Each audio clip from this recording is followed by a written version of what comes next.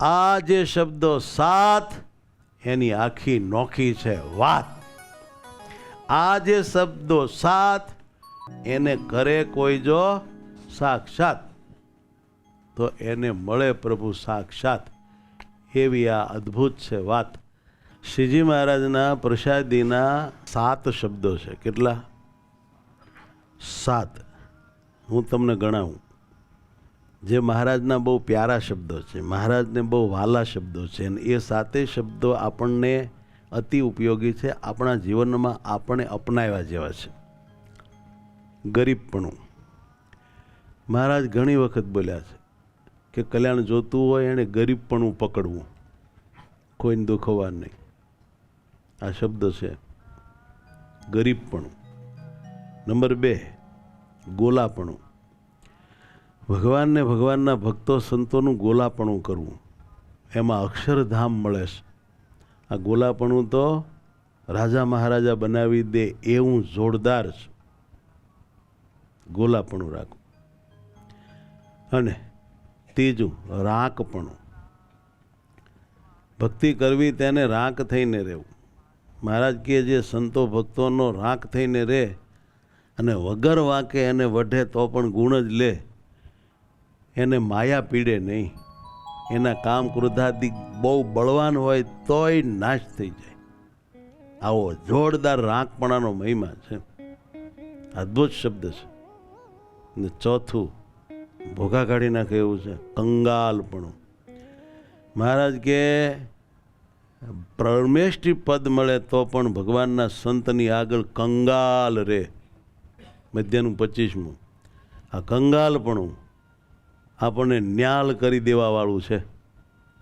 અદ્ભુત શબ્દ છે. મહારાજના પ્રસાદીના આ બધા શબ્દો આપણામાં આવવા જોઈએ. આ બધા શબ્દોના ભાવો. 5મું છે દીનપણું. દીન આધીન થઈને ભગવાન આગળ રહેવું. દીન આધીન થઈને. બહુ વાત આવે છે આવી તો કે દીન થાવ ભાઈ, દૈન્ય રાખો. દાદા નો થાવ, દીન થાવ. આ માર્ગ દીનપણાનો છે, દાદાગીરીનો નહીં. 6થો શબ્દ છે કિંકરપણું. કે અમે તો ભગવાનને ભગવાનના કિંકર છીએ. અમે તો કિંકર આપના. તમે રોજ સ્તુતિમાં ગાઓ છો, એમાં કિંકર શબ્દ આવે છે. સંતને નિરીખે આવ્યા હતા, ઘોડી દોડાવી ઘનશ્યામ, એમાં કિંકર આવે છે. એ કિંકરપણું એટલે કે નોકરપણું. વગર પૈસાના કિંકર, નોકર આપણે છીએ મહારાજના. આ બહુ મોટી વાત છે. પગાર લેવાનો નહીં આપણે કાંઈ, માત્ર એમની સેવા કરવાની છે. આ કિંકરપણું ગજબની વાત છે. અને છેલ્લો 7મો શબ્દ તો આપણે બધાએ જીવનમાં લાખો વાર સાંભળ્યો છે, ખબર છે બધાને. દાસપણું. દાસ, દાસના દાસ થઈને જે રહેશે સત્સંગમાં તિનકે દાસ. આ 7મો શબ્દ છે. તો વાલા ભક્તો, આ ધ્યાનમાં લેવા જેવું તો ખરું. હા, એક નાની એવી વાત કરું.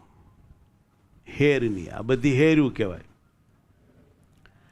આ 7 શબ્દો આપણે પ્રસાદીના ગોતી લાવ્યા, એ હેર કહેવાય.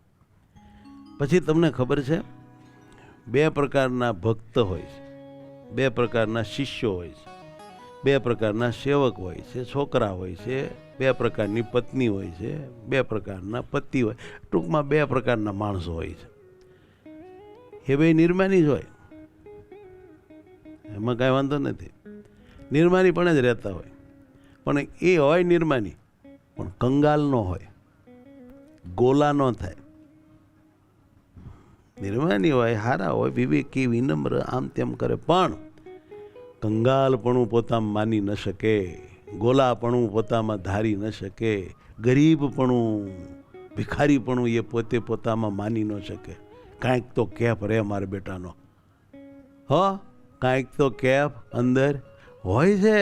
જીવને કાંઈક તો હોય છે કે મારી પાસે આ છે, આમ છે, તેમ છે, બુદ્ધિ છે, ભણ્યો છું, મેં આમ કર્યું છે, તપ કર્યું છે, સેવા કરી છે, ફલાણું ટીકડું. કાંઈક તો આપણને દીનપણું ન આવે એવી બાબત નડે. આ મારા બેટાનું કોક ડાયન ખબર પડે, બધાને ન ખબર પડે. અને અમુક છે એણે ગમે એટલા સાધન કર્યા હોય, એની પાસે ગમે એટલી વિદ્યા હોય, ગમે એટલું ભણ્યો હોય, ગમે એટલી કળા હોય, એણે ગમે એટલી સેવા કરી હોય, ગમે એટલા લોકો એને માનતા હોય, તોય ભગવાનને ભગવાનના સંતો ભક્તો આગળ હાવ ગરીબ રહે, જાણે કે એની પાસે એક પાય નથી, હાવ કંગાલ ભિખારી જેમ રહે. આ બે પ્રકાર છે. હવે પહેલો પ્રકાર ને બીજો પ્રકાર, એમાં ફેર શું તમને કહું. આ પહેલો છે ને, એની જ્યારે કસોટી લ્યો, એની પ્રોસેસ કરો, એની પરીક્ષા કરો, એને થોડો ભીમાં લ્યો, એટલે એ છેવટે શું કહેવા માંડે ખબર છે? તમે મોટા છો તે પછી તમારે જવા દેવું પડે. તે મોટા હો તો માફ કરી દો ને, बड़े को तो माफ करना चाहिए ना. छोटे लोग हैं हमको तो भूल सहज हो जाती है. તમે તમારી મોટાઈ કાં ભૂલી જાઓ છો? મોટા હો તો માફ કરી દો, અને દયા કરીને તો પછી મારા બધા દોષો ટાળી દો ને. તમારે ટાળી ન દેવા પડે. જાણે કે આ સેવક એના સ્વામીની ભૂલો કાઢે છે, સ્વામી ફરજ ચૂક્યા છે, બેદરકાર છે, એમ વાત કરે. નવાઈ લાગે આપણને.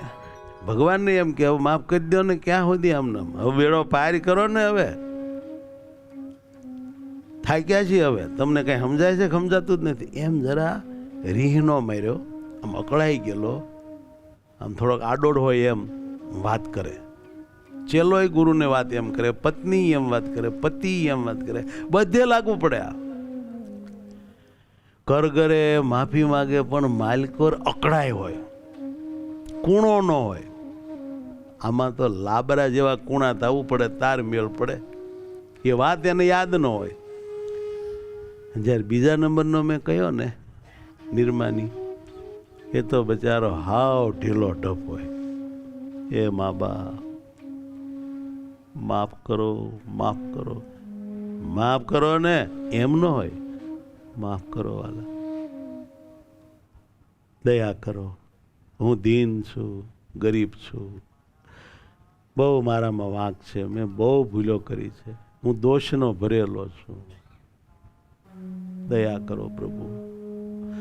આપ મારા પર દયા નહીં કરો તો મારું શું થશે? મારું બીજું કોઈ નથી તમારા સિવાય. આપ બહુ મોટા છો ને હું તો હાવ ઝીણો જીવ છું. પ્રભુ, આપની મોટાઈ સામું જોઈ મને નાના જીવને ઉગારી લો, બચાવી લો.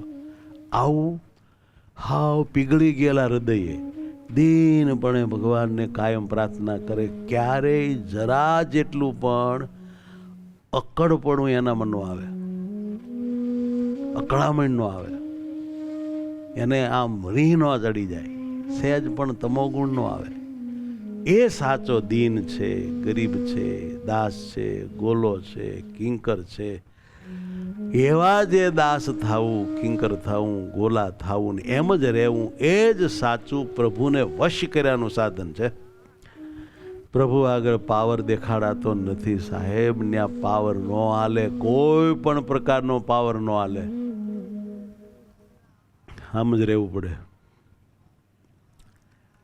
આ વાત આધ્યાત્મિક માર્ગની ઊંડામાં ઊંડી રહસ્યની વાત છે.